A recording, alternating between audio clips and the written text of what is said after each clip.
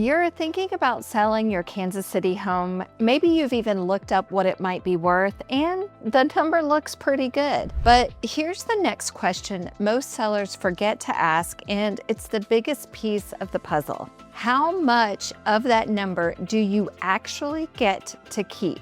Because selling a home isn't free, and the gap between your sales price and what hits your bank account can be bigger than you expect if you don't know what's coming. Today, I'm breaking down every cost you'll face when selling a home in the Kansas City area in 2026. Commission, closing cost, the stuff nobody talks about, and at the end, I'll show you exactly how to calculate your own net proceeds so you can walk into this with eyes open. Hi, I'm Katie Payne, your local area enthusiast and real estate agent. I help buyers and sellers all across the Kansas City metro, and I specialize in military relocation. Today, we are focusing on sellers, whether you're moving across town or across the country. Let's get into it.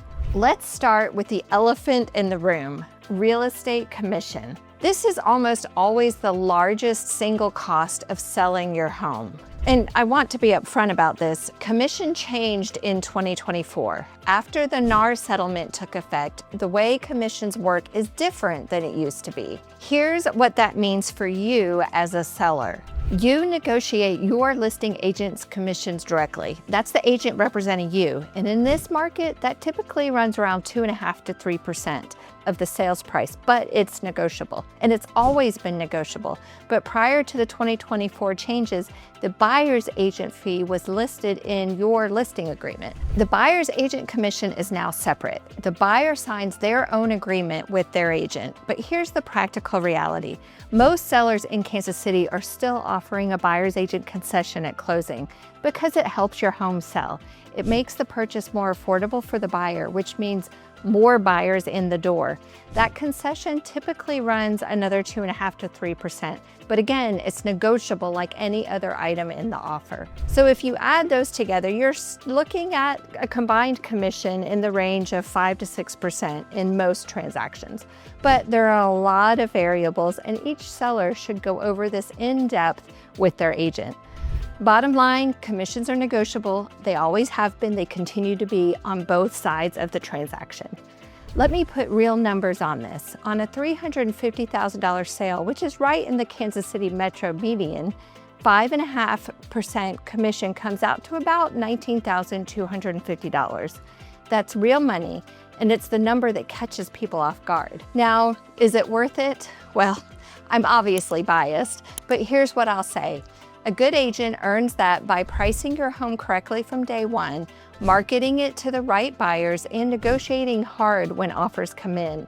An overpriced home that sits on the market costs you more than commissions ever will, but that's a whole separate video. Okay, commission is the big one, but it's not the only one. There's a category of costs called seller closing costs, and these are separate from commission. In Kansas, seller closing costs typically run about 2% to 3% of the sale price. Let me walk you through what's in that bucket. Title insurance and settlement fees. In Kansas City, it's common for the seller to pay for the owner's title insurance policy. This protects the buyer against any title issues that could come up after closing. The settlement fees combined usually run $1,500 to $2,500 depending on your sales price. Then there's escrow or closing fees. Your title company or closing attorney charges a fee to handle the transaction. Preparing documents, coordinating payoffs, dispersing funds, that's typically $300 to $600. Recording fees. These are fees paid to the county to officially record the new deed. Small, usually under $200, but they're there. Property taxes, prorated. This one surprises people. Kansas property taxes are paid in arrears, which means you'll owe a prorated share of this year's taxes up to your closing date. Depending on when you close and what your tax bill looks like, this could be a few $100s or a few thousand. Home warranty. This is optional, but a lot of sellers in this market offer a 1-year home warranty to the buyer as a goodwill gesture. That usually runs from $500 to $800. And don't forget your mortgage payoff. This isn't technically a closing cost, but it's a number you need to know. Your net proceeds are your sale price minus all costs, including paying off your existing mortgage.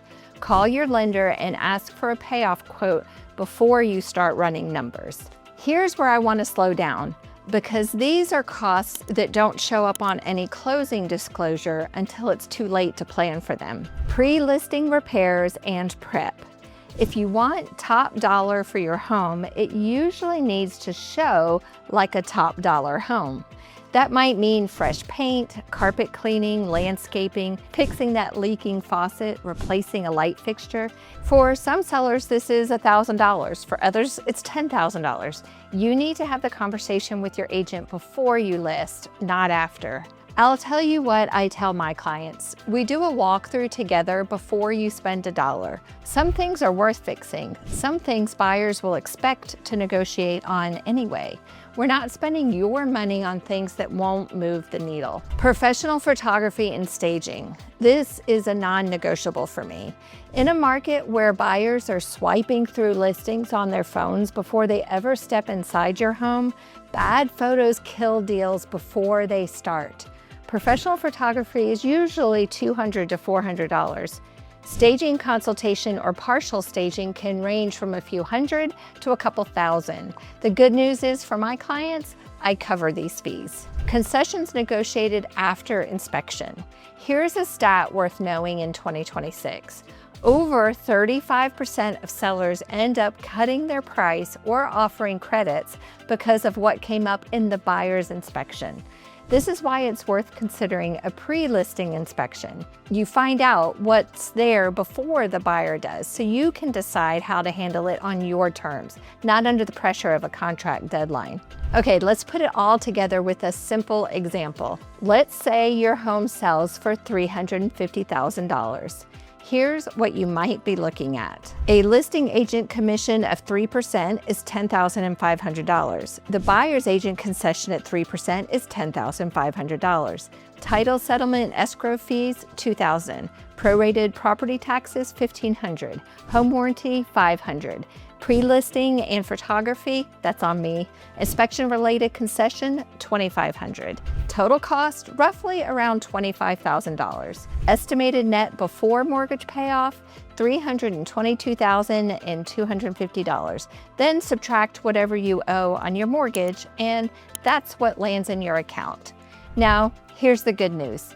In Kansas City right now, home values have appreciated significantly. Most sellers who bought even 3 to 5 years ago are walking away with more equity than they realize. The market is still favoring sellers. Inventory is still tight, and the median sales price is up over 6% year over year. So yes, selling has its cost, but for most homeowners in this market, the net is very, very good. A quick note for my military families, because you're a big part of who I serve.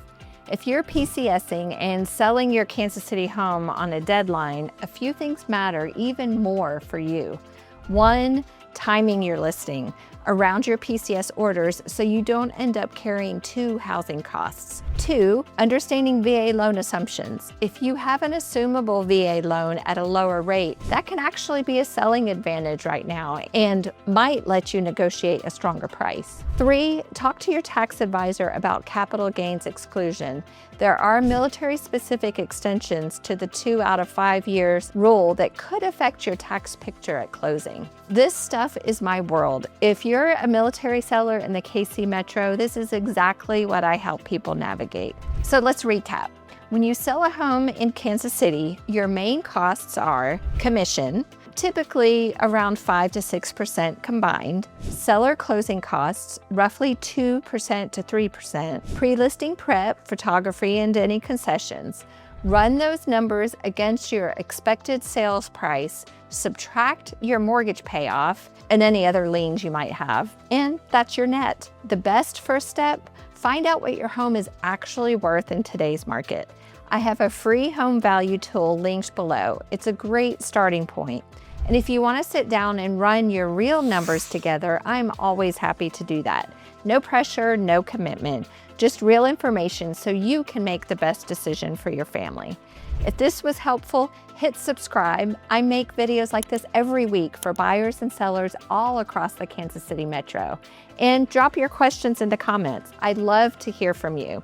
Thanks for watching, and I'll see you soon.